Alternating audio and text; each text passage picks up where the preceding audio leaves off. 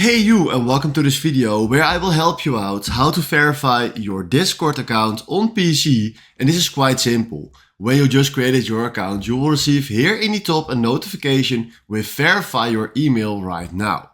I don't have that message because I already verified my email, so what I'm gonna do now is go to user settings, go to my account, and from there go to email and then click on edit.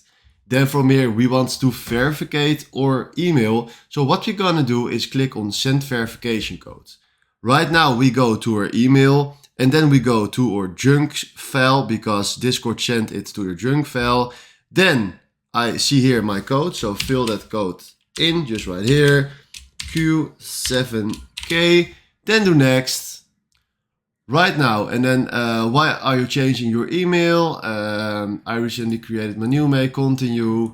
Now then fill in just your new mail and then the password on Discord and then do done. And then do OK. And right now we just confirmed our Discord email, and this is exactly how it works. If you found this video helpful, please consider subscribing and give this video a like. And then for now, thanks for watching.